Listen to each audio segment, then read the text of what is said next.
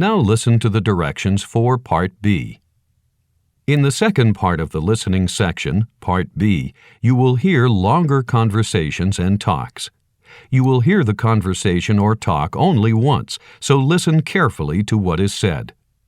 After each conversation or talk, you will be asked several questions. Answer all questions based on what is stated or implied by the speakers.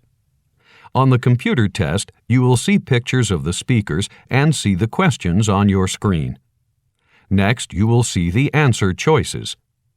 Decide which is the correct choice and select your answer. On the computer test, you will not be able to return to a question once you have confirmed your answer. Listen to the first example talk. There are 2 questions for this example. Example Talk 1. Listen to a conversation between 2 friends at school. Hi, Joni. Where are you going? Oh, hi, Paul. I'm on my way to the library. Oh, yeah? I just wondered if you wanted to go to a movie with me. I'd love to, but I can't. I can't believe all the work I have this semester. I only have 3 classes, but in all of them I have lots of reading, term papers, reports, and essay exams. It's incredible. I feel like I'll never get through everything. That's terrible. I felt like that last year when I had term papers to write, but this semester seems easy now. I spend a lot of time in class, but most of it is in labs doing experiments. I hated writing all those term papers. But can't I talk you into going to the show anyway? I've heard that the movie over at the East Auditorium is really good. It's a murder mystery. Oh, now I'm sure I won't go. I might go to a comedy, but I hate murder mysteries. Now listen to example question number 1. Number 1. Where is the woman going? Choose an answer.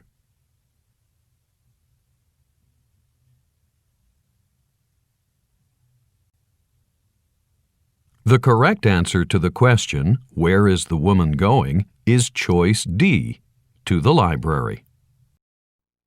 Now go on to Part B. Questions 16 to 19. Listen to a class discussion about Jimmy Carter. Let's continue with our discussion of American presidents by looking at Jimmy Carter. As you remember, he was president from 1977 to 1981, our 39th president. He was a modest man with a childhood that was quite unusual, especially for this day and age. He grew up on a peanut farm, where he did various jobs around the farm, such as picking cotton, milking cows, fertilizing crops, and harvesting fruit. For fun, he and his father used to go fishing and hunting. During his youth, his family followed the ideals of simplicity, frugality, and hard work. His family didn't even have electricity in their farmhouse when Carter was a young boy, so they used kerosene lamps. And they got their water from a well. They also didn't have indoor plumbing, but used a privy. Yes, Ellen? I know that it was a long time ago when Carter was a child, but it still sounds pretty strange that the Carters didn't have electricity or running water. Was this common then? Well, you're right to wonder about that. It was not common for most people in the United States then, but in farming areas, this was not unusual. Many families, both white and black, lived in such a way. At any rate, Jimmy never forgot this aspect of his upbringing, and his future work as president reflects it. I've always thought it was strange that we call him Jimmy. I think of that as a little boy's name or a name that only close friends or family members use. This again reflects his attitude. When he became president, he said that he didn't want to be called Jim or James, but he wanted everyone to call him the name he was most comfortable with. To move on, after high school, Carter attended the U.S. Naval Academy in Annapolis, Maryland. He graduated in 1946 and then went into the Navy. After that, in 1953, he went back to his family's peanut farm and built it into a large, prosperous business. It was only later that he got into politics. He was the governor of Georgia from 1970 to 75, and he ran for president in 1976. It was a close campaign, but Carter beat the Republican candidate, then President Gerald Ford. Carter only had one term as president. After that, he spent much of his time on human rights issues and projects such as building homes for working-class people through the organization Habitat for Humanity. Number 16. Which of the following most clearly reflects Jimmy Carter's childhood?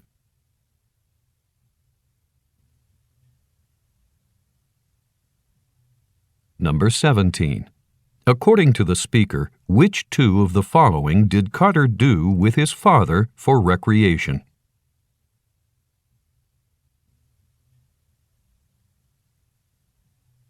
Number 18.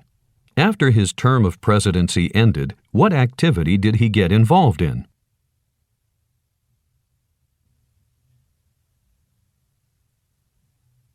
Number 19. When did Carter begin his term as president?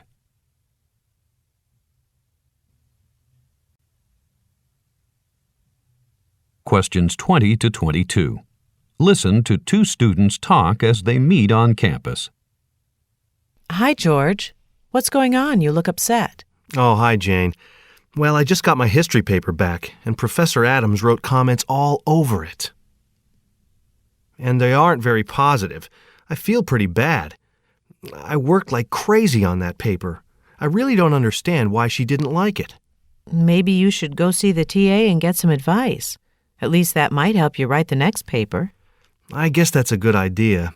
It's just that I feel like I should be able to do this on my own. I don't usually need to go get extra help in doing assignments. But I know that Professor Adams has specific things she's looking for. Maybe just a few suggestions would help you. Okay, I'll give it a try anyway. Number 20. What is it that the man does not understand?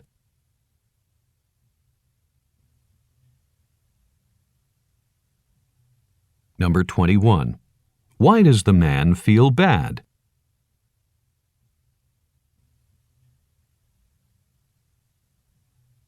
Number 22.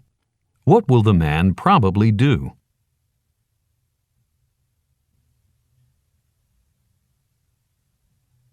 Questions 23 to 25. Listen to a conversation between two friends who haven't seen one another for a while. Hi, Ed. Are you in town for another job interview? Yes, I'm pretty hopeful this time. I've just finished my second interview with this company. That sounds great. I hope it works out for you. But wasn't it expensive just getting here? No, in fact, the company is paying all my expenses. They've put me up in a hotel downtown. How nice. How many people are they interviewing?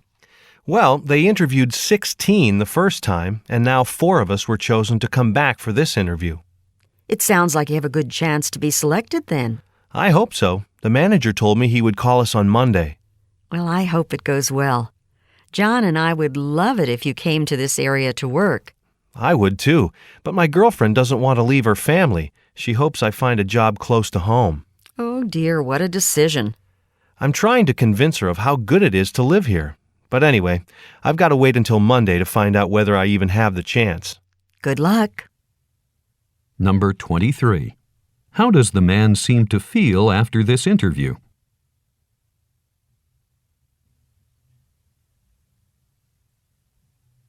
Number 24. How many people have been asked for a second interview?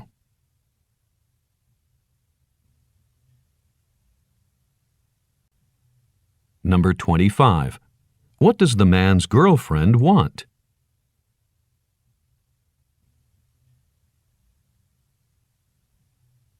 Questions 26 to 29. Listen to two students as they talk about going to an exhibit. Hi, Sandy. How are your finals going? Oh, hi, Michael. I finished my last exam this morning, and I finished my 2 term papers. I finally feel like I can see the light. Great. Now, how about a change? I've got 2 tickets for the new modern art exhibit downtown. Do you want to go with me? Oh, I don't know. I don't know anything about modern art, and I'm no artist. You don't have to be an artist to enjoy a good art show. Besides, at least it's something different from studying. You're right. Have you seen this exhibit yet? No, but I've heard that it's great. The exhibit was in New York last summer and in Chicago after that, and next week it goes to Los Angeles. Oh, well, it ought to be good then. And besides, next door to the Modern Art Museum is a new Asian art museum, so we could hit both of them if you're up for it.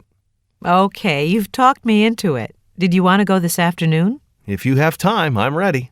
Okay, let's meet after lunch. I'm starving now. I've got to go back home and get something to eat. Shall we meet at 1:30 right here? Sounds good to me. See you then. Number 26. How does the woman feel at the beginning of the conversation?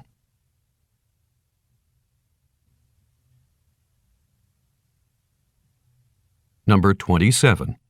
What was the woman's first response to the man's suggestion?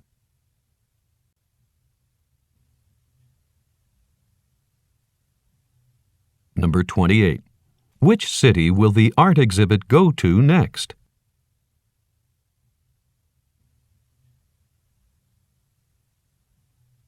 Number 29. What does the man suggest they do after going to the art museum?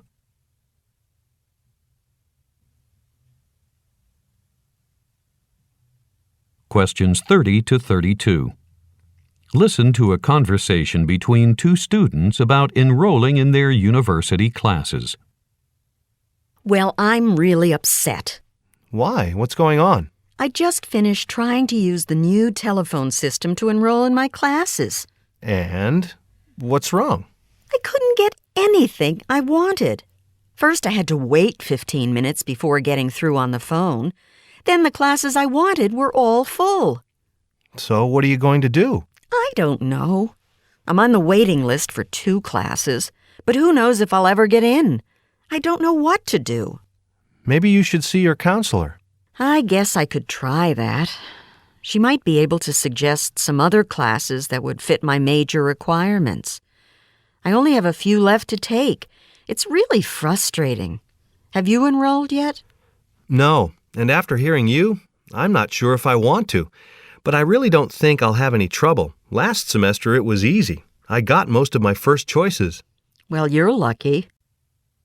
Number 30. What is the woman trying to do?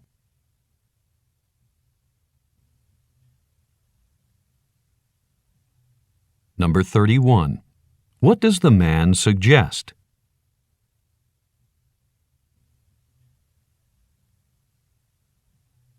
Number 32. How does the man seem to feel?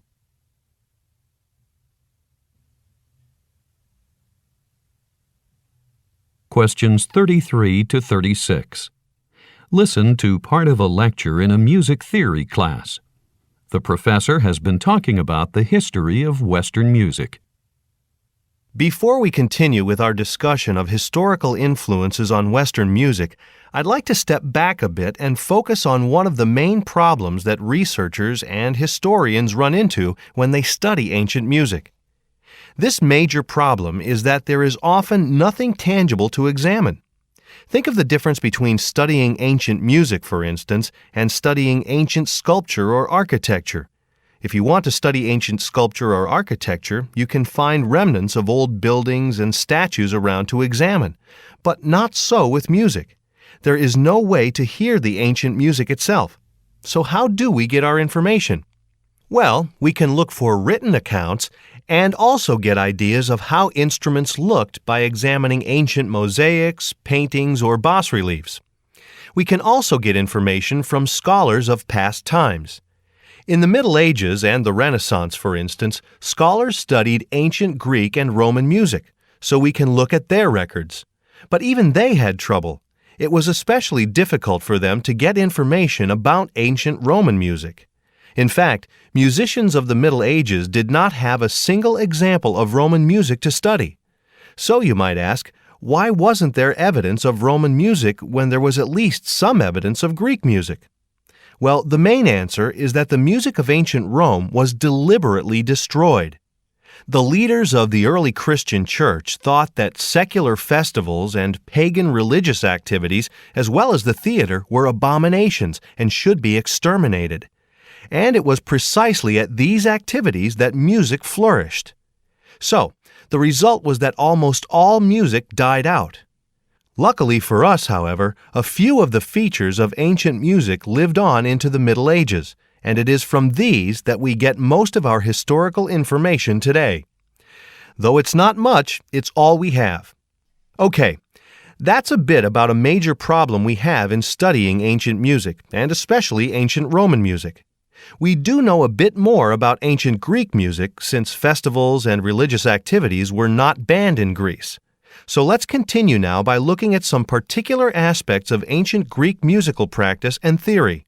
This will give us a good background for understanding medieval music, which we will study later in the term. Number 33. What is the main purpose of this lecture?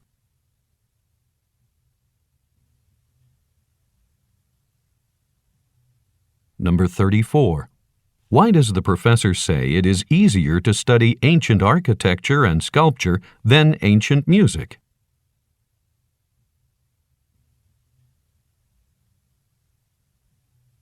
Number 35. Which two of the following indicate the connection between ancient Rome and the lack of knowledge of ancient Roman music?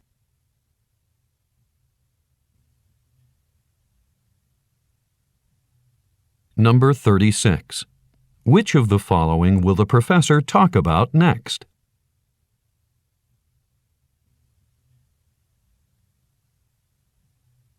Questions 37 to 40. Listen to a lecture from a U.S. history class. The professor is talking about the history of the White House. You all know our U.S. presidents always live in the White House, which is on Pennsylvania Avenue in Washington, D.C. What I'm going to talk about today is some of the changes in White House decor that have occurred over the years. As you may remember, the White House was first built in 1792 on a site chosen by our first president, George Washington. He didn't live there, though. John Adams, the second president, was the first one to live in the White House, even though it wasn't finished when he and his wife Abigail moved in. In fact, Abigail Adams once commented that she used the East Room, which is the room where large receptions are held now, to hang out her washing since the room was still bare and unfinished. In 1814, the house was burned down by the British, but was then rebuilt and renovated. It was at that time that it was painted white. Though it had been called the White House, even before it burnt down, it wasn't until Theodore Roosevelt became president at the beginning of the last century that it was officially named the White House. The White House has always reflected the styles of its inhabitants, and sometimes the public has not been too pleased with the changes. In the 1820s, for instance, John Quincy Adams put in a billiard table, and the people criticized him for wasting government money on such a thing.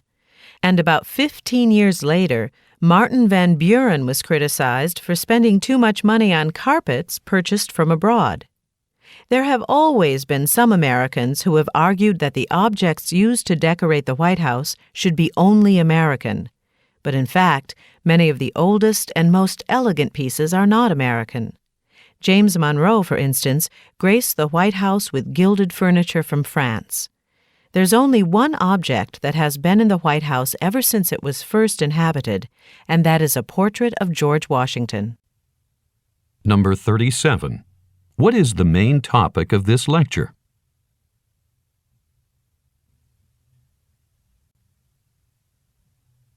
Number 38. What did Abigail Adams use the East Room for?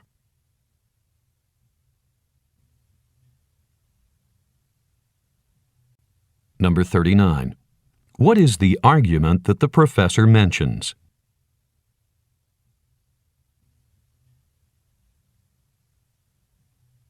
Number 40. Which of the following is true according to the professor?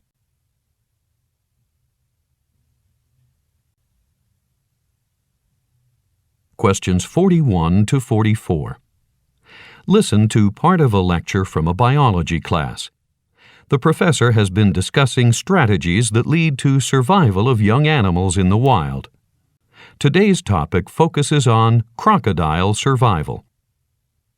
We begin a new topic today in our course on the survival of young animals. And I'd like to begin with an explanation of a common misconception. Many people have heard that crocodiles eat their babies. Well, in fact, they don't. What happens is that the mother crocodiles take all their newly hatched youngsters into their mouths in order to carry them to the safety of the water. The reason that this is necessary is that the female crocodile must leave the water in order to hatch her eggs. She goes to the beach and digs a hole approximately 10 inches deep. She then lays her eggs in the hole and covers them with soil, using her body and tail to pat down the earth. While she guards her nest during the day and night for about 12 weeks, the sun heats the soil and hardens it. Then, when the baby crocodiles hatch, they find it almost impossible to get out, and they begin yelping and croaking. The mother hears them and rips open the nest. Then she takes the young into a pouch of skin in her lower jaw and carries them to the safety of the ocean water before she releases them. Number 41. What does the speaker say is the common misconception about crocodile mothers?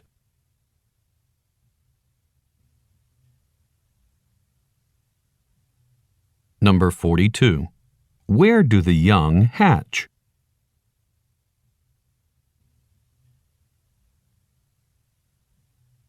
Number 43. Why does the crocodile put her babies in her mouth?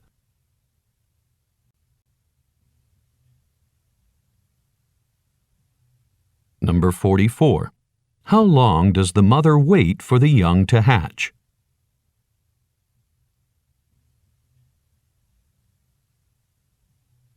Questions 45 to 47. Listen to a lecture from a history class. The professor has been discussing past winners of the Nobel Peace Prize. Norman E. Borlaug was the first agricultural scientist to receive the Nobel Peace Prize and the 15th American to do so. He was born in 1914 in Iowa, the son of a farming family. In 1940, Borlaug earned his doctorate degree in plant pathology, and a few years later he was chosen by the Rockefeller Foundation to go abroad to help introduce new agricultural technology to farmers who were growing wheat. Borlaug's goal was to improve the quality of low-yielding wheat that some farmers had been growing for centuries, and he accomplished his goal. He developed new dwarf and semi-dwarf wheat that had stronger stems and could hold heavier heads of grain. In Mexico, for instance, the new methods resulted in doubled wheat yields, helping that country move from having a wheat shortage to being a wheat exporter. For the introduction of these new wheat-growing methods, Borlaug was dubbed Father of the Green Revolution. Number 45. Which of the following was Borlaug's goal?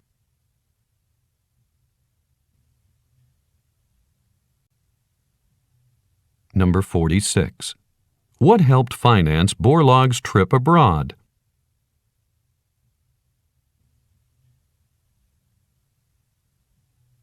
Number 47. What did Borlaug do when he left the United States?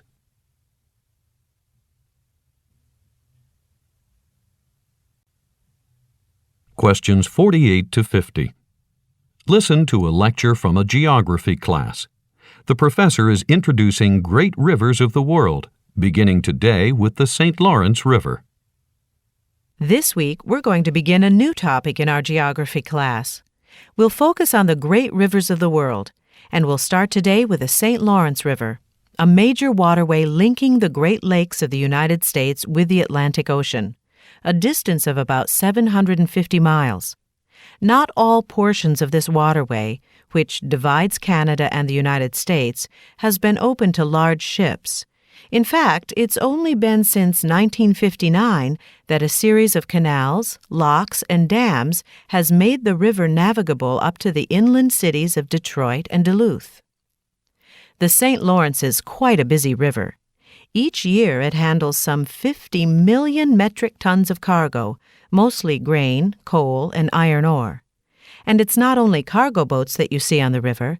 There are pleasure boats and ocean-going freighters as well, especially in the area of the Thousand Islands near Lake Ontario. If you'd like a beautiful place to vacation, this is one of them. The Thousand Islands is an area of the river that is dotted with tree-covered islands. In fact, there are probably more like 2,000 islands there. This area has been known as a millionaire's retreat since the 1860s and is full of beautiful homes and castles covering the small islands. Well, this has been just a short introduction to the St. Lawrence River. We'll be talking more about it next week. Number 48. What can you best infer about the speaker's attitude toward the St. Lawrence River?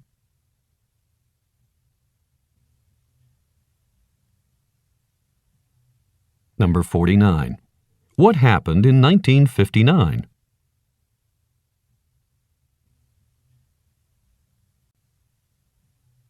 Number 50. Which of the following best describes the Thousand Islands?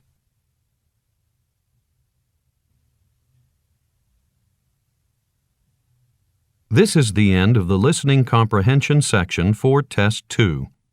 Turn off the recording and continue with Section 2, Structure and Written Expression.